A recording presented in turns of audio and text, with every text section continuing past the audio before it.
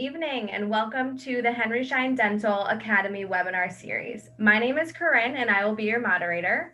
Phylip Curtis is our speaker and Director of Sales and Marketing at Unitas Dental, and he will discuss PPO negotiations and how to increase your reimbursements in 3 simple steps. At any point during the webinar, if you have questions, please type them into the Q&A section of your control panel and we'll answer them live at the end. Henry Schein is not offering CE credits for viewing or attending this presentation live or on demand. And this webinar is sponsored by Henry Schein Dental Business Institute, as well as Unitas Dental. Phylip, welcome, and thank you for being with us. Awesome. Thanks, Corinne. I appreciate it. Well, thank you for everybody for joining today. I know depending on where you're at in the country, it might be towards the end of your day, maybe it's after you're done, or you're closing towards the end of the afternoon. So I appreciate you taking the time today. I'll try to make it as entertaining and educational as possible. I know some webinars, sometimes it's not so exciting to sit on a webinar for an hour, but I will try to make it as educational and entertaining as I can, especially with something as exciting as PPO negotiations. I know that's something that really excites us and excites other practices across the country because of all the opportunities that are out there. So again, just to kind of reiterate what Corinne said, we're going to be talking about PPO negotiations today specifically. More specifically, we're going to talk about how you can actually increase your reimbursements and 3 key steps. So really excited to get into this with you guys today. Also just want to echo what she had said, which is we're going to have a ton of material today. I'm going to try to cover this as fast as I can because I usually like to open it up for Q&A because I know a lot of practices will have a ton of questions. So use the Q&A window throughout the presentation. We'll try to knock them out at the end. So definitely use that. And then let's go ahead and just jump into the presentation. So again, like she said, my name is Phylip Curtis. I work here at Unitas Dental. I've been here for almost 8 years. Here's my contact information. This is our direct line and my email. If you have questions after the presentation that you didn't get answered, feel free to reach out to me. I'm happy to do that. You can shoot me an email anytime. Just special note, my name is spelled a little differently. So it's Phylip with a Y and 1 L. So PHYLIP at unitasdental.com. All right. So again, super excited for today. Let me give you kind of a quick intro into Unitas Dental and why we're really talking about PPO negotiations and really how we came to understanding the concept and why we're really teaching it today. So we've been in business for almost 10 years, since 2011, I guess you could say, just exclusively helping practices with negotiations, with PPO optimization, and with PPO credentialing. So we've worked with thousands of practices. We've been in all 50 states. We currently have representation with over 1,000 dental practices across the country. So that definitely helps us because we've got our hands in so many practices to see really what's happening in the industry and to try to learn and figure out what's going on in terms of how we can negotiate, how we can improve your reimbursements.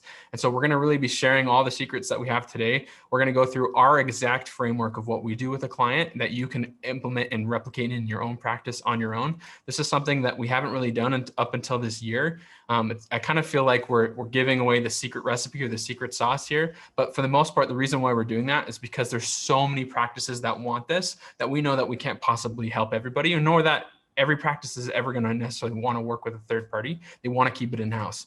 So what my goal is today is really to just help educate you on all the concepts we're going to go over and answer whatever questions that you have. So the 3 main things we're going to talk about today are just really the key strategies to increasing your reimbursements. So first, we're going to talk about really why it's important to understand PPO participation and your current reimbursement rates, and really some common misnomers or some uncommon beliefs around how PPO participation works and why some of those are wrong and why we should restructure and re-educate ourselves on how it actually works so we can understand how to improve it. Next thing we're going to talk about are some 6 top PPO negotiation tactics that we use all the time that you can implement in your own practice.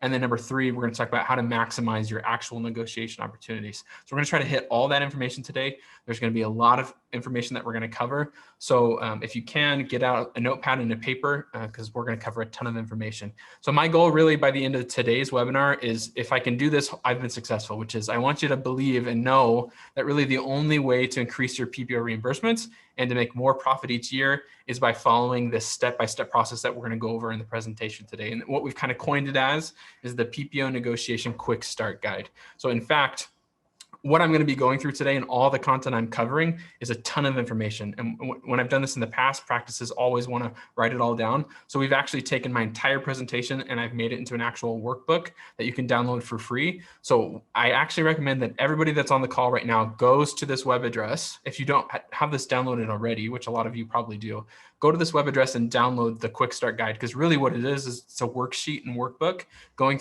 like following along line by line with what I'm going to actually talk about today.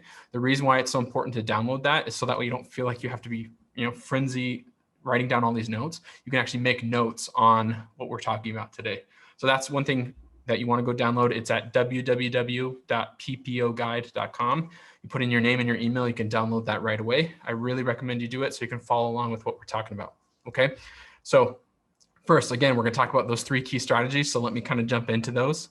First, we're going to talk about understanding your PPO participation and your current reimbursements. Again, if you have questions as we go through this, please put them in the Q&A.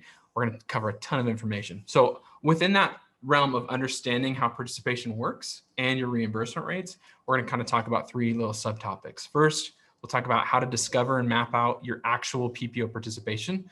So really what that looks like is if you don't necessarily know all the PPOs that you guys are accepting, or maybe on a recent claim, you've seen a new insurance company pop up and you're like, where did this even come from? When did we sign up for this, right? We're gonna figure out how to understand exactly which PPOs you are taking and to clarify why that's happening to you if new ones are appearing in your practice. We're gonna talk about how to receive and document your actual fee schedule reimbursements. It seems like it would be pretty simple, but I've heard from thousands of practices that it's a difficult thing to get the PPOs to respond to you with your fee schedules. So we'll talk about that. Lastly, we're going to talk about comparing and repairing any UCR office fee and reimbursement discrepancies. I'll get into that in a little bit more detail, but that's kind of just topic number 1. So again, I could spend a whole hour on just this, but I really want to try to give you everything I can today within the 60-minute window, plus have time to do Q&A. So again, put your questions in there as we go through this. So let's start with number 1. How do we discover and map out our PPO participation? Well, before you do that, we have to understand that just by participating with insurance as a dental practice, just by joining an insurance or credentialing with an insurance, doesn't just simply mean that we've joined them as a dentist or as a dental practice. There's usually 3 different ways that you ultimately end up in a PPO system or as an in-network provider. And that's either under what's called a direct contract. You're going to be leased through a different PPO, or as a dentist, you're in network underneath an umbrella company. I'll go through some graphics and explain what those look like here shortly. But let's just understand that by the nature of knowing how you participate is pretty important when you're negotiating, okay? Now, after you've understood that, then we need to go and actually collect that information. So the series of events that need to go into collecting that information, it's relatively simple, but it is arduous. So what you would do next is you would want to call provider relations of each insurance company that you believe you participate with, and even some of the major companies that you might not think that you're with, and ask them a couple of questions. Before you make those calls, I highly recommend you start with a spreadsheet. You can put it in Microsoft, you can put it in Google Sheets. It doesn't need to be complicated. It's really just starting with a spreadsheet. So if you have multiple locations, you'd want to make probably a tab per location. But if you just had one location and 1 or 3 or 5 or 10 doctors, what I'd recommend doing is putting a doctor in each column and then putting all the major insurance companies in a row. And then what you're going to be asking is, how is my doctor participating with you? You're going to give them your tax ID number, and then you're going to confirm the NPI number of each of the doctors that you're asking for. Their responses are something that you're going to want to put into the spreadsheet so you can understand how each doctor is participating. So they might respond with, hey, Dr. John is directly contracted with us. Dr. Smith is actually being leased through Guardian. Okay, so you want to pay attention to if there's differences per each doctor, because a lot of times there are differences for each doctor. Okay, and you want to dig in and confirm exactly where the participation is different, if any, with each doctor at each location. Okay, and then you want to ask the same question for every location. So if you have Dr. John and Dr. John's got 2 locations, right? We want to confirm how is Dr. John participating at location A and location B, because it can be different. Doesn't mean that it will be, but it can be. And if it is, that's a super important detail. And all of this is relevant prior to negotiating, okay? So how is my doctor participating? What is his or her effective date of that participation? And what is the fee schedule that he or she is being paid on? And can you send me a copy of that? Okay, those are the questions you're going to ask of each insurance company, all right? As they start to respond and give you those answers, you're going to document participation in a spreadsheet and collect those fee schedules. Again, all of this is preparatory to negotiating, right? Some of you might think, I think I already know all this information. It's always important to reconfirm, especially if we're negotiating. That's the whole context here, right? We have to reconfirm exactly how every provider is participating to know what can be done or what paths we can choose when we negotiate. And again, we're going to get into this into more detail, right? So I can already see some of you asking, what is leasing, right? That's something that not a lot of practices understand how it works, but once I show it to you visually, you'll be like, oh, okay, I've seen this before, okay? So again, there's 3 different ways a doctor can participate. Technically, there's 4. He or she can be out of network, or if they're in network, they're gonna be under one of these 3 methods: direct, through a leasing arrangement, or underneath an umbrella network. So I've got some graphics here on the screen to help illustrate what these are and why they're different. And again, if these seem familiar to you, that's fine. Just go ahead and write down anything else that you've noticed at this point. But this is something that's super crucial to understand, that there's a difference of how participation works and really how it affects your reimbursement rates. So that's why we're going to go into it in such excruciating detail, because it's super important. First, participating under a direct contract, that's how you would assume all participation should work, but that's not always the case. When you're under a direct contract with an insurance company, that means that you, the dentist, credentialed with an insurance company. So let's pretend like the orange insurance company here on the screen is Aetna. We decided to credential with Aetna. We were happy with the reimbursement rates that we agreed to, so we credentialed with them. What that means is we're now in network. We can treat Aetna patients, and when a claim is sent to Aetna and the claim is received back, it's going to be paid or reimbursed under Aetna's contracted reimbursement rates. That's a direct contract, okay? That's what you would assume all insurance participates like, but it's not, okay? Now, what PPO to PPO leasing is, so how do leasing arrangements work, is they typically are something that happen to you. They're not typically something that you choose to do, okay? Let me say that again. PPO to PPO leasing arrangements are typically something that happens to you as a practice, not something that you elect to do. Now, by their nature, they're not necessarily a bad thing. They're just different. They're a different type of participation. And when they're different, that means our strategies to improve them are going to be different. Just like a filling is different than a root canal, right? One's way more expensive than the other, but it's because the problems are different, right? The same thing occurs here. The participation types are different. So the strategies we're going to use and implement once we actually start to try to improve them will be different. So how does leasing work? What is a leasing arrangement? Let's answer that question. So it starts with a direct contract. So I've got my laser pointer here. Hopefully that's helpful for you guys so I can show you what I'm drawing on the screen. So let's pretend like you directly contracted with one PPO. Let's keep on that same example. Orange PPO is Aetna. Let's say green PPO is Guardian, okay? So what happens is, let's say you credentialed with Aetna, you agree to their fee schedule, everything's great. When you sign up with an insurance company and credential with them, every insurance company has the legal ability and legal right to lease you out to other PPOs. And I shouldn't say every, most PPOs do. And that's because in the contract that you signed, there's a provision in there that allows them to lease you out to and from other insurance companies, okay? So what does that mean? Well, Aetna can lease you out to Guardian. So if you never credentialed with Guardian, you never accepted their fee schedules and never decided to join them, what can happen is Guardian can lease you from Aetna, or Aetna can lease you out to Guardian. So what happens is if they create that arrangement, they may send a letter in the mail and notify you of that. But ultimately what it means is you're now in network with Guardian through Aetna because Aetna decided to lease you to Guardian, okay? So what does that mean? Guardian patients show up in your practice. You file the claim, you send it to Guardian. The claim is paid in network, even though you never credentialed, but the reimbursement rate that's utilized on the claim is more than likely going to be paid under Aetna's reimbursement rate. So essentially what a leasing arrangement is one PPO that you were not in network with or were in network with through a different method has now borrowed you from another existing contract. And they're basically borrowing the fee schedule that you already agreed to through the initial party. So what does that mean for you? Well, when you see an EOB come in and the reimbursement rate is vastly different than what you're used to, or you see a patient that comes in with an insurance card that you're like, we never signed up for them, but the claim was paid in network, a lot of times that's because of these arrangements. So again, they're not necessarily a bad thing. It can mean more patients for you, but if all of those leasing arrangements are funneling through a fee schedule that's relatively low, then you've funneled a lot of patients through one bad fee schedule. That's how you have to think about it, okay? So again, you're starting to spin your wheels and think, okay, well, if this is happening to me, how do I fix it? That's what we're gonna get into in more detail. But again, it's really important that we understand this base concept of leasing arrangements and how they work and how they happen to you before we can understand how do we improve upon them. I don't want to say how we fix them, because again, they might not be bad. They might be beneficial to you. It always just comes down to how competitive is the reimbursement, and is that a patient base that you want to continue to treat in network? Okay. All right. Now, participation type number 3. So again, there's direct contracts, there's PPO to PPO leasing arrangements, and there's umbrella networks. Okay. How an umbrella network works is like this. There's a lot of umbrella networks out there, probably 4 or 5 major ones. Some of you will recognize their names, some of you won't. So a lot of the umbrella networks that exist are Connection Dental, GEHA goes by another name, Dynamax, Zealous, Carrington.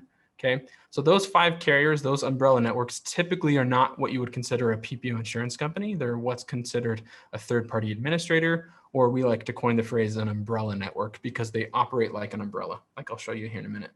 So why it's important to know how these work is because, again, we're going to try to improve the reimbursements. So how does an umbrella work? Well, again, you're never really going to see a patient come in with a Dynamax card or a Zealous card, right?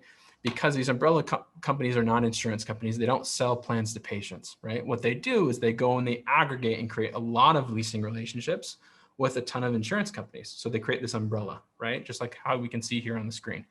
Now, those companies themselves have their own fee schedule. So if you go and credential with somebody like Dynamax or Connection or Carrington or Zealous, they typically have a contracted fee schedule that you're agreeing to. Now, the catch with that is you're now going to be potentially in network with a lot of other insurance companies through that one fee schedule. Again, not a bad thing. It's only technically a bad thing if that fee schedule is low. Then you've funneled a bunch of PPO patient bases through one basket, right? You don't want to put all your eggs in one basket. Well, that's not necessarily the case in participation, but it is if the basket stinks, if the reimbursement rates are low, right? So we want to know, is that happening? So the whole purpose of us going through the process, or you going through the process and gathering each doctor's participation, is so that way you can understand how are they participating, which fee schedule is being utilized, when was that in effect? So what was the effective date of that, okay? All of that's preparatory to trying to negotiate, okay? So how do you ask those questions? You call every provider relations at each insurance company to gather that information. They should be able to give it to you. If they're struggling at responding, you got to keep going until they give you the answer, okay? Sometimes it's difficult for them to respond, but you have to be persistent, okay?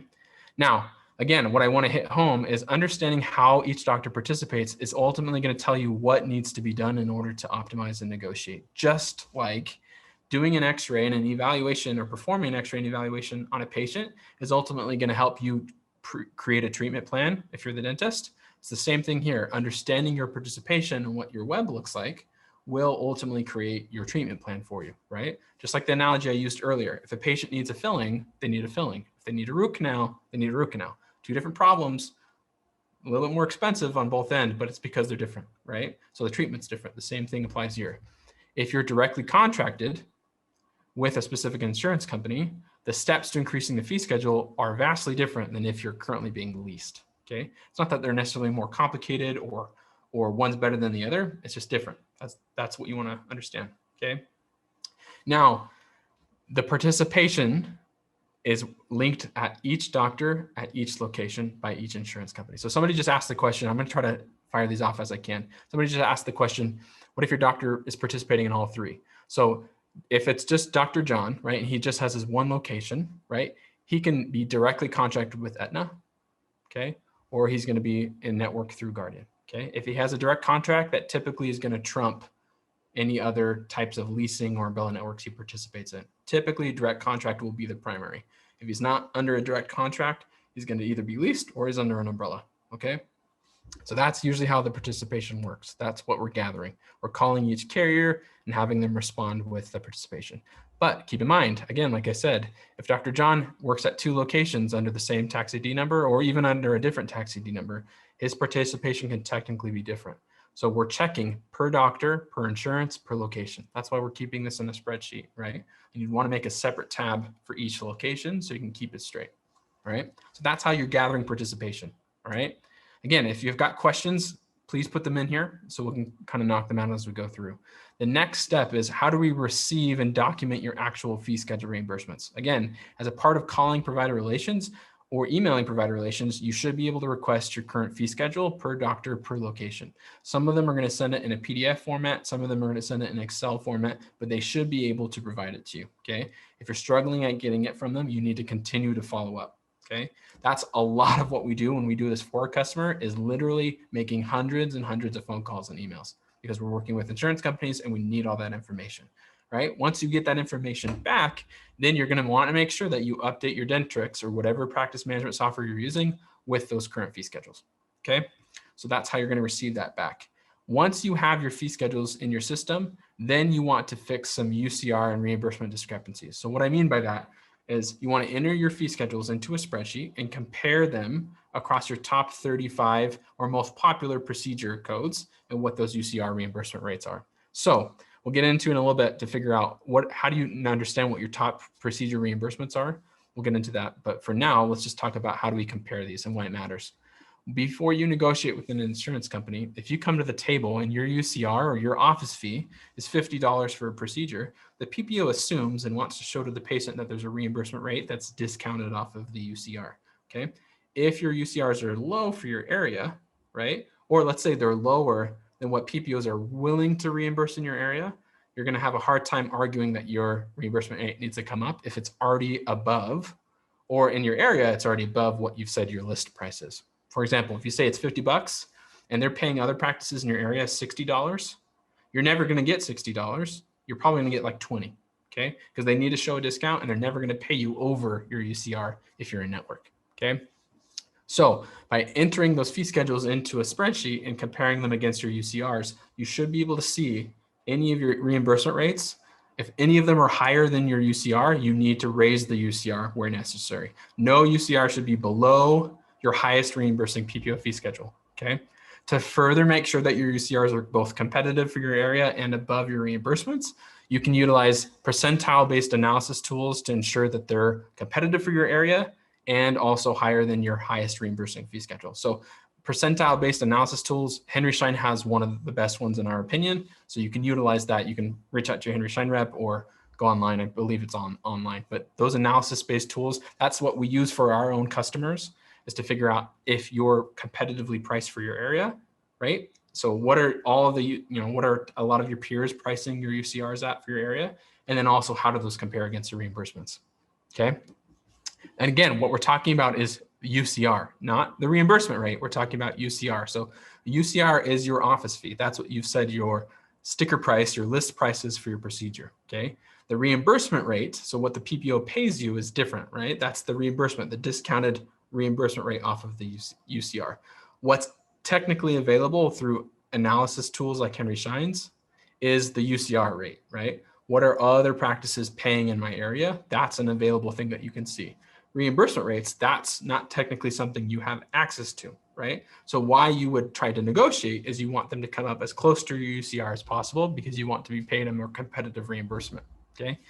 So that's how we repair those discrepancies, all right? Now, number 2, PPO negotiation tactics. That's what we're going to get into next. Again, some of you are saying I missed the link. What I talked about at the beginning of the webinar is I have a worksheet, like a quick start guide with all these steps on them. So if you want to go download it, I'm going to put it in here into the chat, ppOguide.com. So go to www.ppOguide.com. You can download for free all of what I'm going over today. And it's actually in like a worksheet format, so you can print it out and you can follow along. Okay. So that way, if you're listening to this and you think, oh, dang, we gotta implement this, or I want to show this to the doctor, or I want my office manager to see it, go print it out right now. Okay. So you go to www.ppOguide.com, you put in your name and your email, and you can click download and download it right away. Okay. If you're having trouble downloading it, or if you have any problems, you can also shoot me an email and I'll send it to you on my own. So I'll put my email in here as well. Shoot me an email and I will send it to you if you're having trouble.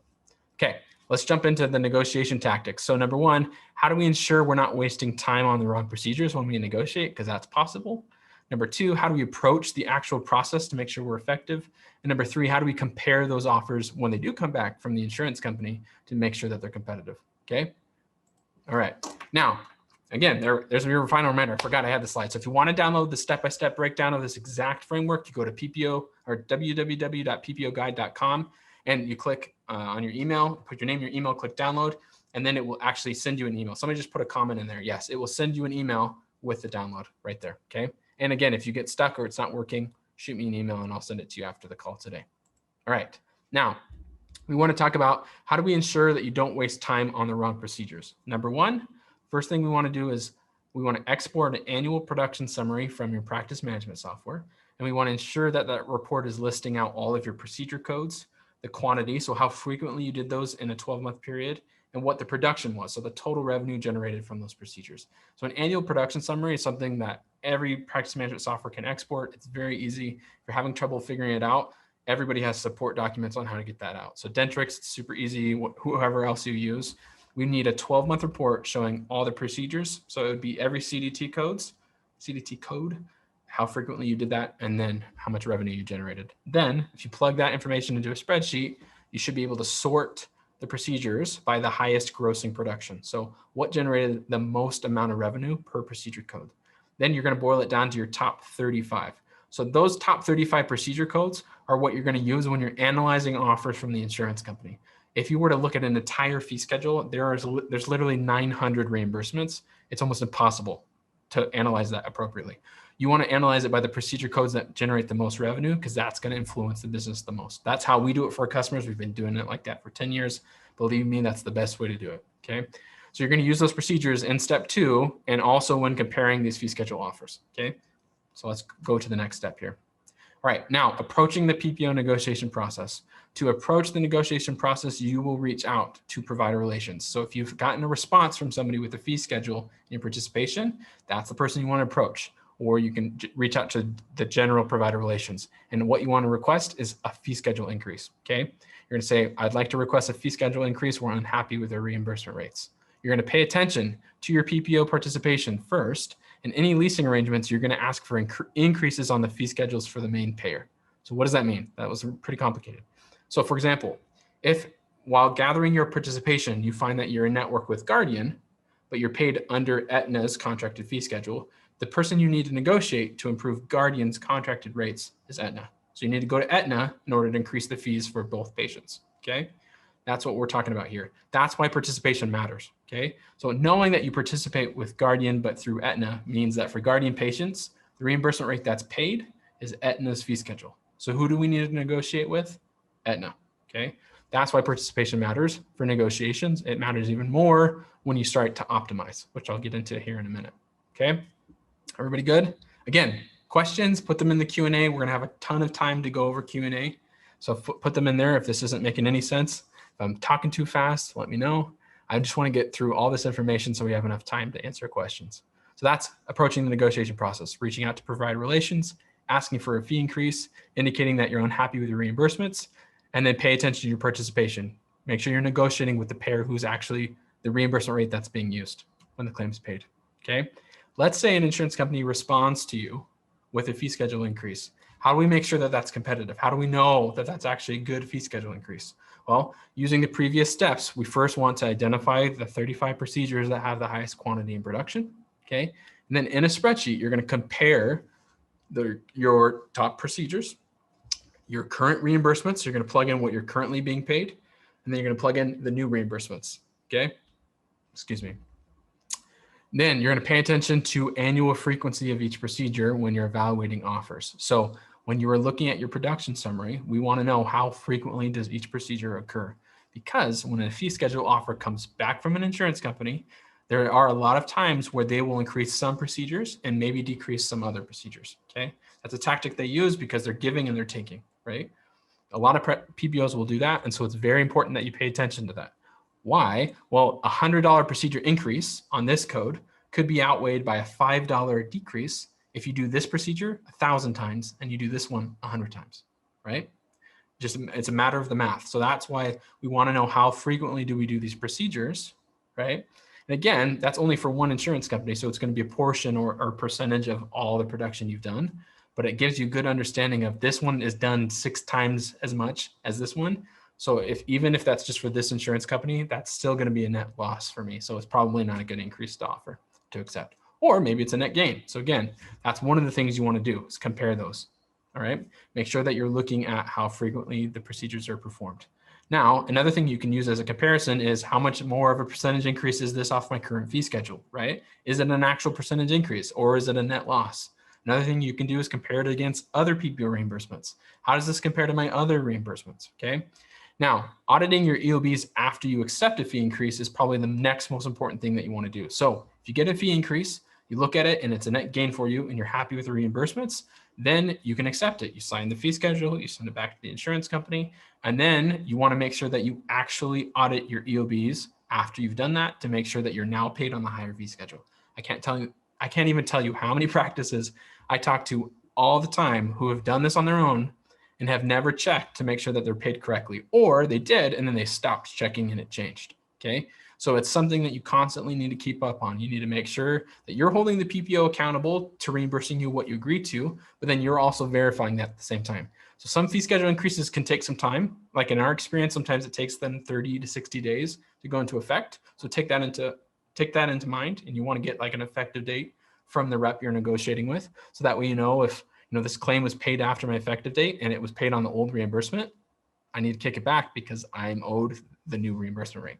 Okay, so that's how we compare those offers and make sure that we're calculating all the things we need to calculate. Okay, again, last reminder, I'm going through a ton of information. So go to www.ppo guide, go download the guide, print this out. You can do it on your phone, your computer, or you can print it out and follow along today. Okay, all right. We're on item number 3. We're 30 minutes in. All right, let's keep going. Again, if you've got questions, put them in through the Q&A.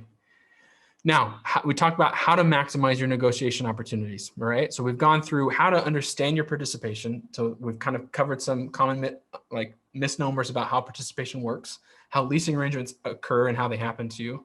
We've talked about how do we negotiate, how do we compare the offers, how do we prepare the reports to be able to negotiate. So now let's talk about how do we ensure the offers are competitive for the area? How do you minimize optimization risk and maximize benefits? How do you calculate your return on investment from PPO negotiations? Okay, I know this is a ton of information, but we're going to keep going. Hopefully this has been helpful for you guys. Okay, number 1, how do you ensure your PPO offers are competitive for your area?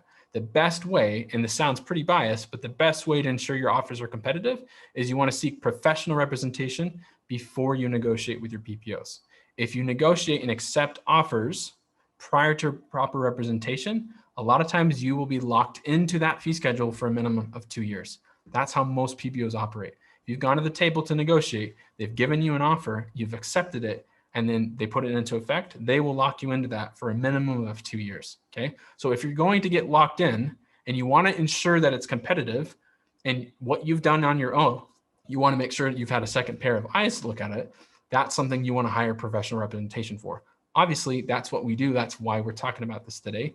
We have the data to compare your offers and determine how competitive they are for your area. That's one of the biggest things that we provide. Not only do we do everything that we've just gone over, we gather the participation, we start the negotiations, we create the reports, but we have a huge database of all the fee schedules we've collected.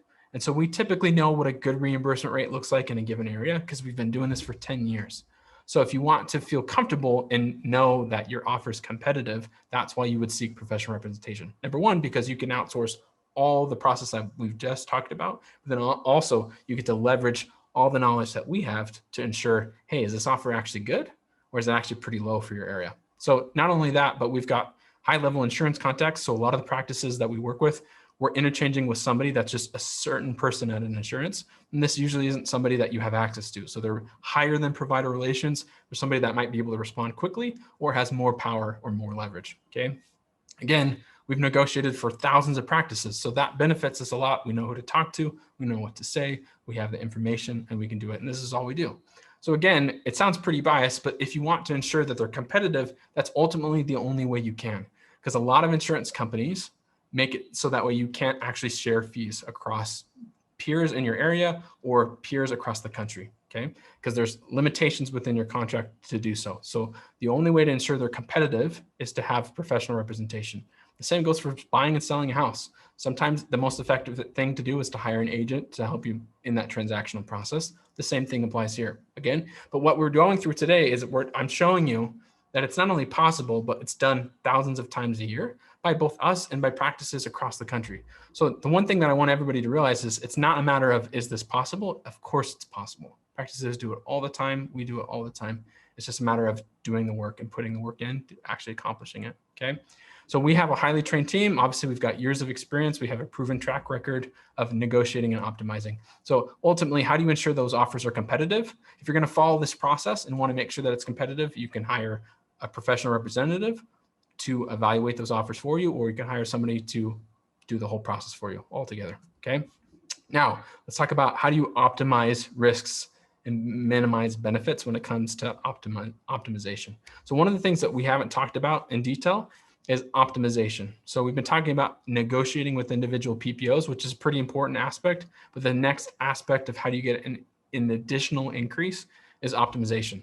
So based on how you participate with an insurance company, we can identify other arrangements that may be more profitable than negotiations alone. So what I mean by that, right now, let's keep using that same example we talked about earlier. If you're a network with Aetna, right, through a direct contract, well, what we've talked about is Aetna leases you out to all these other insurance companies. So it's technically possible to be a network with Aetna, not just through a direct contract. You can be a network through Guardian, through Sun Life, through Dynamax. There's a couple of other arrangements that exist. So with each of those possibilities, there is their own fee schedule, okay? Dynamax has a fee schedule. Guardian has a fee schedule. Aetna has a fee schedule, okay?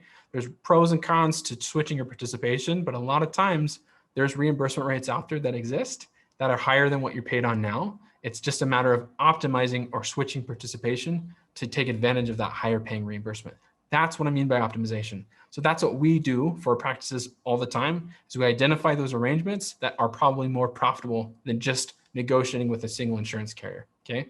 Like I said, many PPOs have multiple paths to participation. We've helped thousands of practices to optimize those reimbursements, okay? We also understand how to make those shifts, so the risks that are involved and the timelines behind them. The reason why I'm not highlighting optimization very much is that's typically not something I recommend that a practice does. Not because I want us to do it, it's because it's so complicated and changes so frequently that unless this is something that you only do all the time, it's probably not a good idea to try it on your own, unless you're going to hire somebody to try to optimize for you. It's very risky. There's always pros and cons. You could fall out of network if you do it wrong and be out of network for a long time.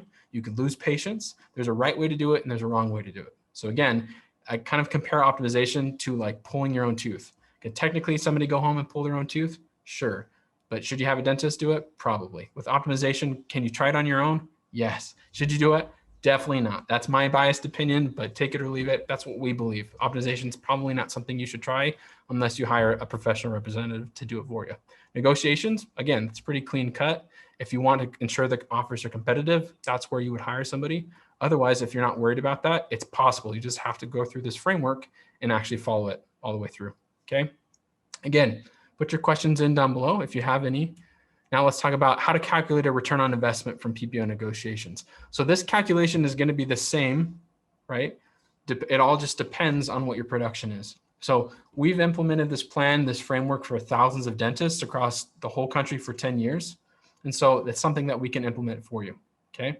And again, we've calculated all of this and we can calculate what a projected return on investment would be based off of what the average results are, okay? All right, let me go ahead and pull that up. Corinne, is there something? I'm not sure if you wanted to say something or not. It looked like you just popped up. Are you okay? Can everybody hear me still? Yep, we're good. Okay, good. All right. So how do we project a return on investment? Well, we've been tracking our average results for 10 years. So that's how we run our projections. So in here, some sample data. Let me kind of use what the sample data is, and then you guys can recalculate accordingly. When we do this for a practice and we negotiate or optimize, we track that data. In that situation, on average, our average customer has about a 10% increase across their PPO fee schedules. So how do you turn that into actual revenue? How do you calculate the return on investment, right? So if you were able to obtain an average 10% increase when you did it on your own, how much would that actually increase your revenue by, right? When you're weighing the pros and the cons between actually investing time in this or investing in a company to do it for you and the outweighed return, okay? So how do you get to that conclusion? It starts with production. The total annual production of the practice, let's say in this specific situation, is over $1 million. The average practice we talk to does over $1 million in annual production. Now, what percentage of that production comes from negotiable PPOs, meaning PPOs that have a history of negotiating or that can be optimized? I've seen some of you have asked the same question, which is, does Delta negotiate? And it's kind of a long-winded answer. Short answer is typically not. We've been doing this for about 10 years and historically have not seen Delta be willing to negotiate very much. Occasionally they'll increase a provider's fee schedule, not necessarily at their request, but based on their own calculations. It's very uncommon for Delta to be somebody that would come to the table and negotiate. So we've tried with all of our customers. It's very, very, very uncommon. What I tell practices that work with us is do not expect anything to change with Delta. However, the majority of all other insurance companies either typically have a history of negotiating, have negotiated in the past, and or can be optimized using those rearrangements I was talking about earlier, okay? So for the most part, most practices, if you looked at your patient base like a pie chart, what percentage of that pie chart is not Delta, is not cash paying, right? Is not Medicare, Medicaid, HMO, TRICARE, any of those insurance companies or insurance type plans that typically do not negotiate. Everybody that remains is generally at least 50%. Again, like I said, some insurance companies have a history of negotiating, some have a history of optimizing.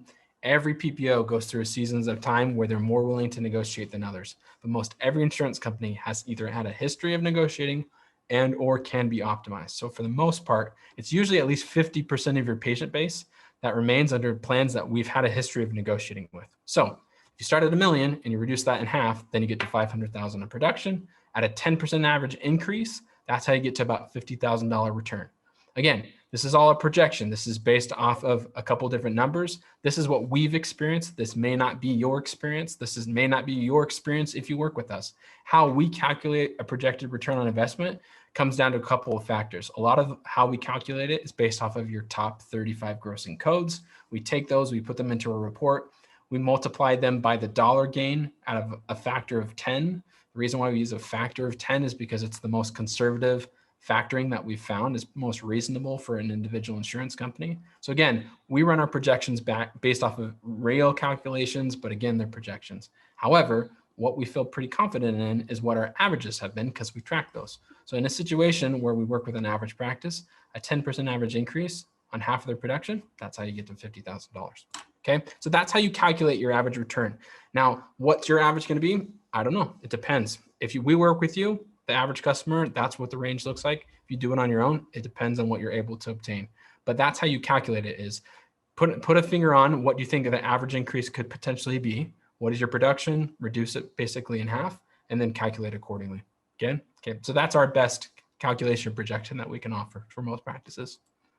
All right, now let's talk about some results. Like I said, we've done this for thousands of customers. And so let's talk about what we've been able to do. These customers, again, not only did we work with them, but we followed this exact framework. So what I'm telling you is that this is a framework that works. This is something I encourage practices to utilize and follow along with today, but then also to implement in their practice. Whether you work with us or work on your own, it doesn't matter. We encourage every practice to try this, okay? Now, these results for Dr. Morgan were recent in North Carolina. We negotiated 5 of his PPOs and 2 of his networks. That resulted in over $64,000 of projected revenue.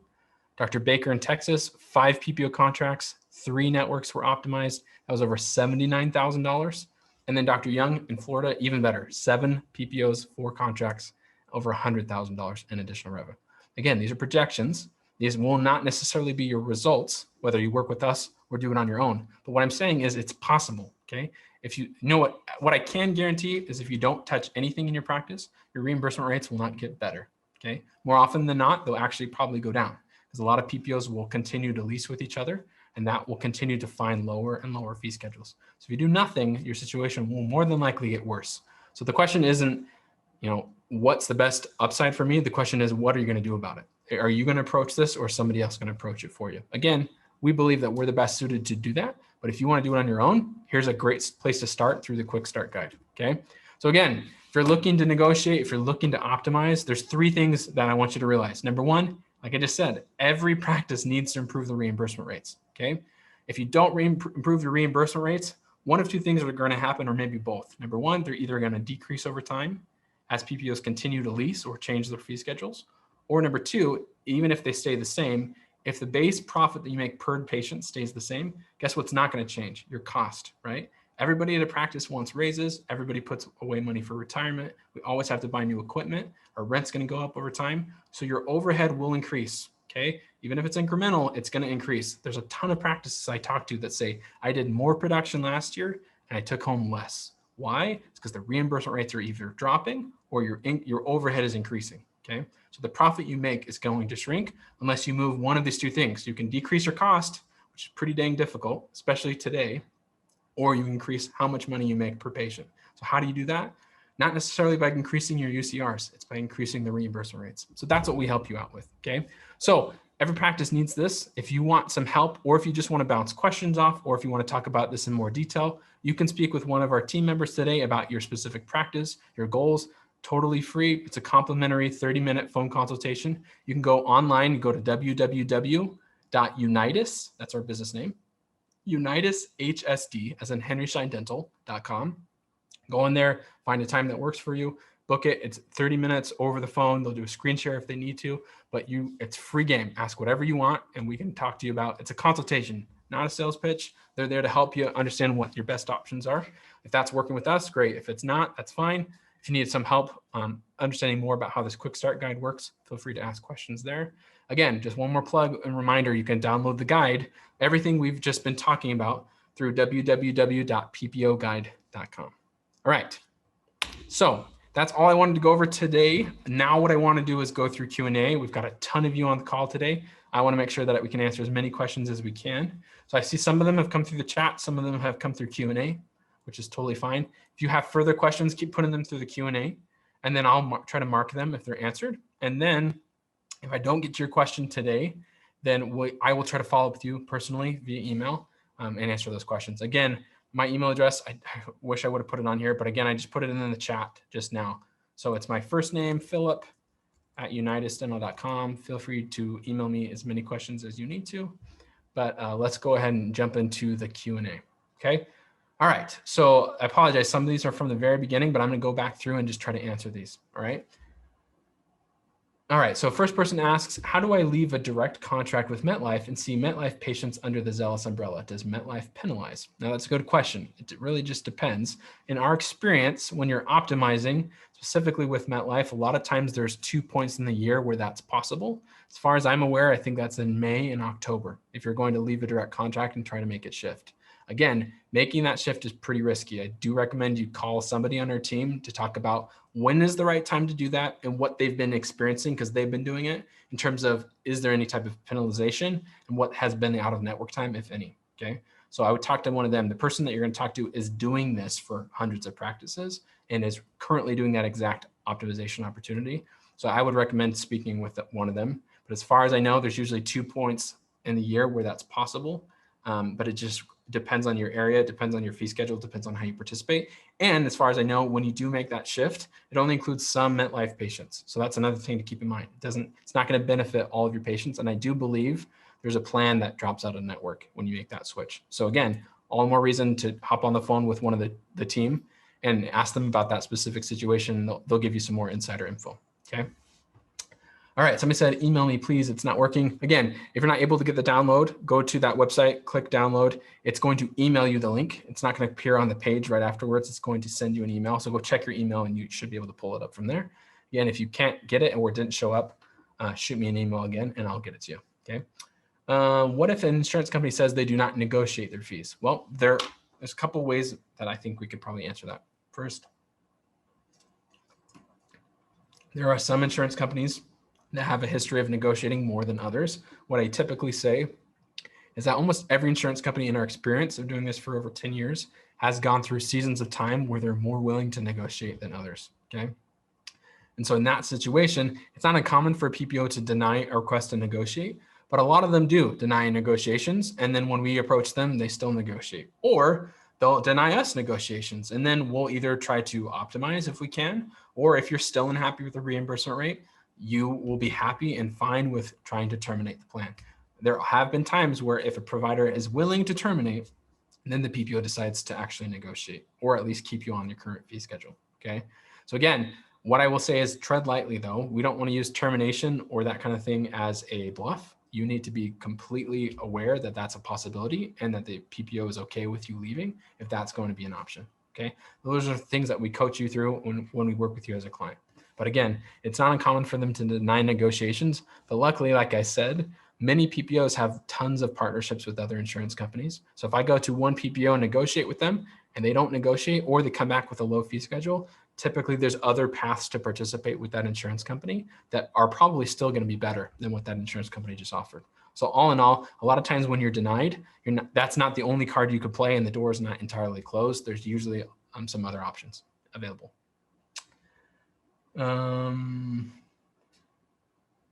Let's see. What if insurance company?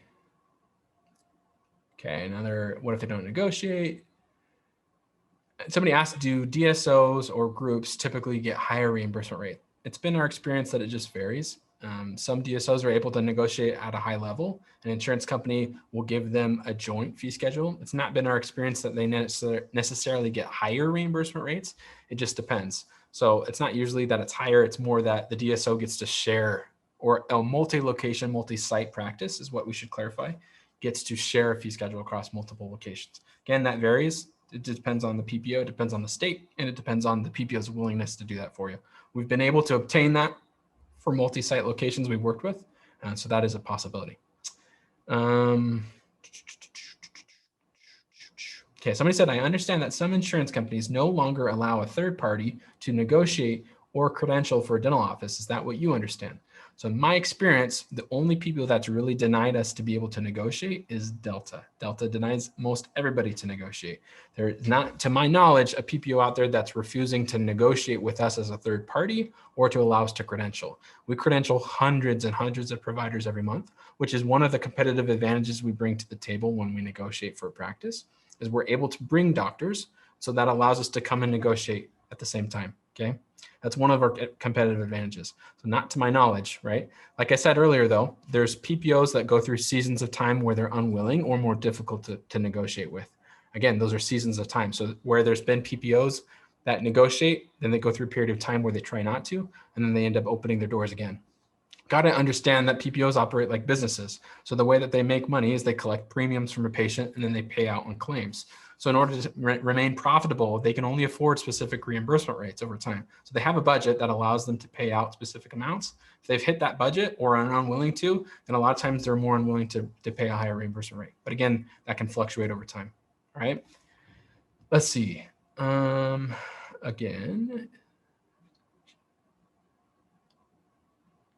Ooh, this is a great question. Is there a benefit to negotiating and trying to stay in network with a PPO that is used by less than 10% of our patient base if we are too busy and our schedule is already booked out for months? It's a great question. I get that question all the time. In other words, is it worth trying to negotiate and stay in network with somebody that's not really a big PPO for us, right? Especially if we're super busy and super swamped. Like, why not just drop them if the reimbursement, and I'm assuming what you mean by that is the reimbursement rates are pretty low, right? So is it worth even staying in network if we're already super busy? What I typically tell the most practices is before you consider dropping an insurance company, it's worth approaching this negotiation and optimization process, because a PPO that right now might not have good competitive reimbursement rates may change drastically after being negotiated. Or if those reimbursement rates are still comparable to what you still consider a digestible and average reimbursement rate, and you're really just trying to cut them because they're not popular, I typically recommend against doing that. If you're trying to cut back on PPOs because they're not popular, popularity of a PPO can change overnight. And if you haven't experienced that, for practices that have experienced that, will agree with me.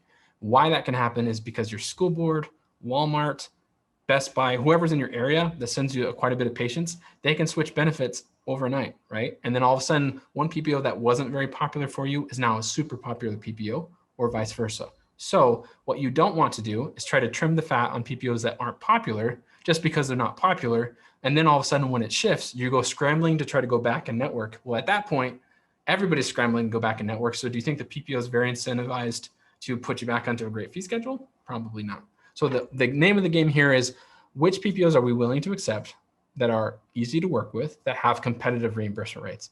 It's not necessarily a matter of how popular they are, because the popularity can shift and ebb and flow over time. So you always want to be situated. We tell all of our clients the same thing. We want to situate you in a way that no matter what happens with the marketplace, you're always in the best scenario, whether you're super heavy on MetLife or super heavy on Garden. Wherever you're at in terms of a patient base, we want you to be on the best possible fee schedules you can be. So that way, as things shift, you're always prepared and you're not scrambling, trying to beg a PPO to get you a network quickly and ideally, hopefully on a good fee schedule, which is pretty unlikely. Okay. So hopefully that answers that question. All right. Did you mention the average number of PPOs that an office participates in? So I'll answer that, but then I'll take that a little bit further. A lot of practices ask, how many PPOs should I be with? I think that's probably the wrong question to ask, but I can tell you the average practice that we work with is with over 10 to 15 PPO, major PPO plans, and sometimes more, because the average practice we work with is with basically every major carrier. It's pretty common. Now, again, most practices, why they're asking how many PPOs is the average practice with is because the real question you're asking is, am I with too many PPOs or am I with too few PPOs? Again, typically what I say is it's not about the number of them. It's about which PPOs are out there that are able to pay me a competitive reimbursement, because the popularity of a PPO can change, okay? So there's ebb and flow there, right? There's pros and cons. If you're over contracted and you have so many insurance companies, right, that allows you to be in network. But if the reimbursement rates are low or continually going down, then you're kind of in between a rock and a hard place. So how do we fix that? That's why you approach this process and start to be analytical of which PPOs am I participating with? Can I get them to increase, right? And if I can't get them to increase and I'm unhappy with how they're treating me, or I'm unhappy with the reimbursement rate and I don't feel like that PPO is worth keeping, then you'll start to walk through the termination process if you're willing to actually terminate. Otherwise, there's not really a magic number. It's just a matter of which PPOs are out there are willing to pay me a reimbursement rate that I'm willing to take, okay? That's our perspective. What language should I use with the provider relations to start the process? What ammunition do I need to get a PPO increase? So again, there's a couple of tips that we'll give you ahead of time. Number one, approach it with kindness. There's probably nothing worse than to approach a negotiation process with being aggressive or yelling or anything like that with an insurance company. Insurance companies get all sorts of calls all day long. And I can tell you from experience that kindness goes a long way especially when you're on the phone with an insurance company rep, okay? Put yourself in their shoes. And can you imagine the amount of phone calls and the types of phone calls that they get every day? So start with that. Number two, the type of language you would use is approaching a provider relations rep through email or phone call. You would basically say, I'm here to request a fee increase. We're unhappy with our reimbursement rates. That's how I would approach it, okay? Let's see. What language? No, I already went over that. How do you bill our practice for your negotiation services? Good question. So that's something we'll cover on the consultation. We have basically 3 different products that are for 3 different types of practices. So if you're a startup, we just opened, we have a solution for that. If you're an established practice that's already with a bunch of PPOs, and if you qualify, we have a solution for that. Or if you're a practice that's with basically 3 or less or little to no insurance companies, and you're basically wanting to go in network, we have a solution for that. So what our fee is, we charge per location and we charge per doctor. That's what they'll talk about on the consultation call. They'll understand what you're qualified for and then give you that quote, okay? And again, that's if you want to talk to us, you can schedule that complimentary call. It's 30 minutes or less. It's a screen share. If the doctor's available and the office manager is available, whoever you want to be on that call, the more the better, because then everybody's aware and we can talk about what we need to do and really about your specific practice. So again, you can do that through www.unitashsd.com right here on the screen. All right, keep on going. I think we're up to 3 minutes, so let me try to knock out a couple more of these. Is it possible to increase reimbursement rate on federal plans like United and Cordia? It depends. PPO reimbursement rates are typically negotiable when you're talking about like TRICARE or military plans or HMO or federal-based Medicare plans. Typically, those aren't reimbursement rates that are negotiable. But again, you can talk to a rep about that in more detail. Does MetLife ever negotiate? They've been one of those insurance companies that's been kind of ebbed and flow in negotiation willingness, but we have negotiated with them before. Will provider relations reveal to you how long since they raised your reimbursement rate?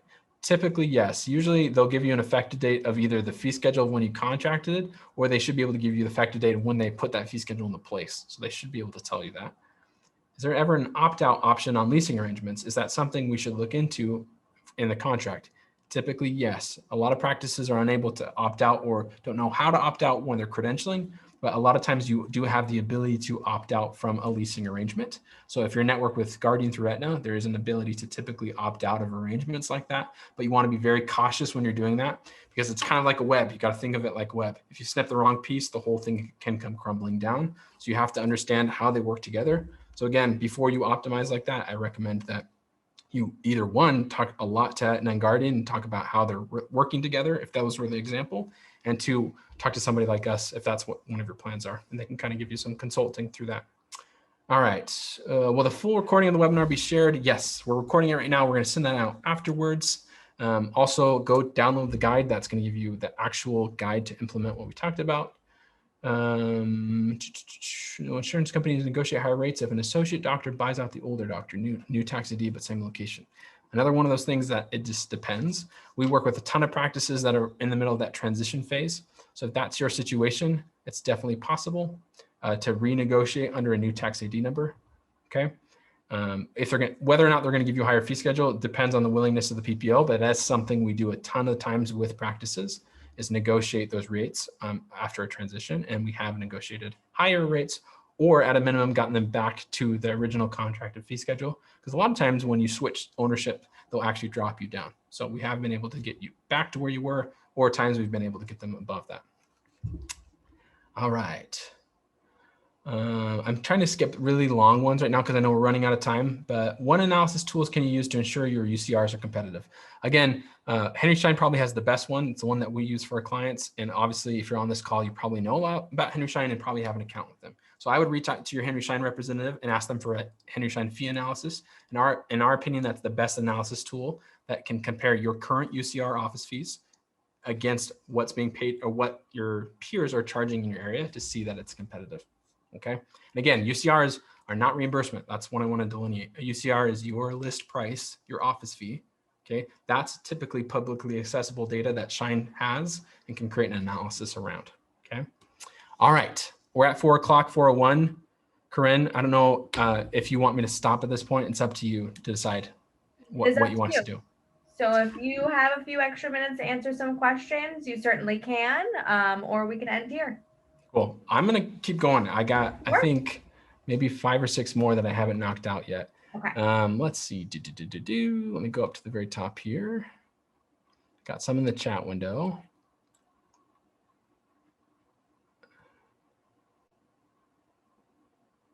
Okay, recording. Yes, recording's coming after.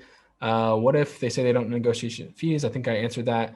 Is there an option to opt out? Yes, there is an option to opt out of leasing arrangements, but again, you want to be careful.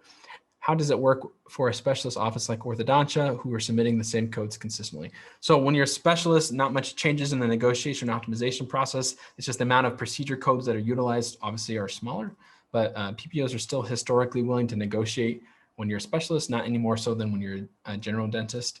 A lot of times some PPOs have specific fee schedules for specialists, which just basically means that it's coded differently in their system, but ultimately there shouldn't really be anything different system-wise, strategy-wise, or kind of layout-wise of what you would be doing or what we would do when we negotiate.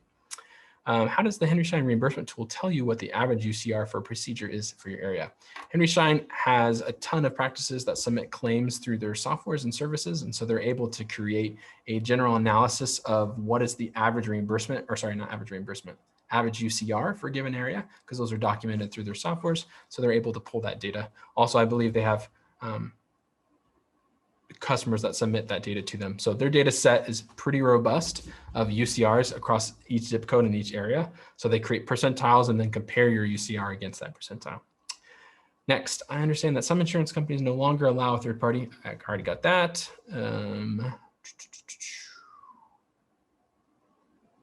Okay, Cigna just sent a letter that they are reducing our current fee schedule by 20%. Are you seeing this trend? I've heard about that. Some PPOs have tried that before. Again, what I recommend doing is working with a third party like us to try to negotiate that scenario, or trying to negotiate back with Cigna or whoever else tries that by trying to renegotiate and keep yourself at the same fee schedule. Or if you're unhappy with that, you can always indicate to whatever PPO is trying that you are unhappy and would like to terminate the contract. Again, you need to be willing to terminate the contract. Don't play that as a bluff. If you're truly unhappy with a PPO and you want to terminate, you can. That may allow the PPO to realize that you're going to stick around, or they want you to stick around and they'll keep you on the same fee schedule. It may not. But again, I've heard that. It hasn't been super common. I've heard it more commonly with another insurance company. But again, I would consult an expert on our team about that, or at a minimum, reach back out to the company that's decreasing your fee schedule and try to negotiate and keep yourself on the same one. Because in our opinion, everything is negotiable. Does Blue Cross Blue Shield negotiate their fees? In our experience, it depends on the state, and it also depends on which tiered plan levels you're on. And it just depends on their willingness to negotiate. So again, that's going to depend on a couple of different factors. But in our experience, we have seen some Blue Crosses negotiate. Are your fees based on results? No, we charge based off of a flat rate per location per provider. Part of the reason why we don't base it based off of increased production or increased percentage increases is because it actually creates a conflict of interest with the insurance company. It makes us seem like our results are dependent on how much they give to us. And so a lot of PPOs are unwilling to work with a third party who does that, who takes their results based off of a percentage. And because we realize that this professional relationship needs to be us representing a provider, but then going to a PPO to negotiate, we recognize that the PPO also has their interest. Okay. So at the same time, we do a couple things to ensure that we continue to maintain a professional relationship with insurance companies. Number one, we don't share fee data. So we're not going to go to you and be like, well, we know 13 doctors in your area are getting paid $750 for this procedure. We don't do that, right? PPOs make us commit to that. PPOs make you commit to that. We commit to that confidentiality, right? So we don't share your fee data. We don't share our customers' fee data with other customers. So that's some of the things that we do to maintain a working relationship with the PPOs. We also commit to not taking a percentage, okay? Now, let's see.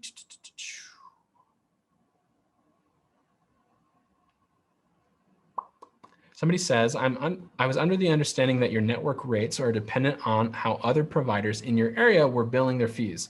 If we found out that a few providers were billing out their rates and not their current fee because they don't want to see the write-off amount. Yes. So that's another thing we talk about all the time. When you're billing out into your claim, you want to make sure that you're billing out your UCR. That's what the claim form is set up to do. That's what the PPO expects. Number one, because that's how they base off of what is the MSRP for a given area, but that's also how they base the reimbursements.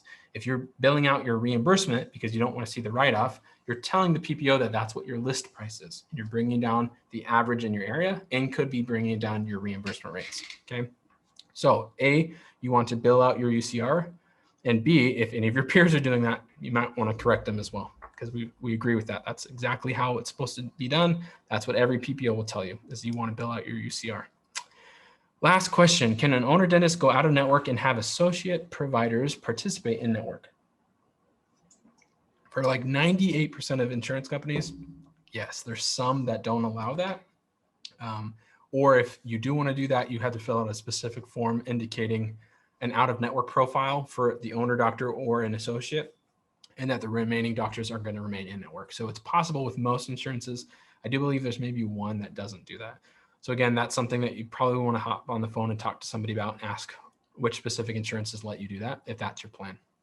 All right, go ahead and schedule a call with us. If you have follow-up questions, please schedule a call with our team. The people you talk to will give you a lot better information. They'll talk about your specific practice and how we can help you or how you can help yourself.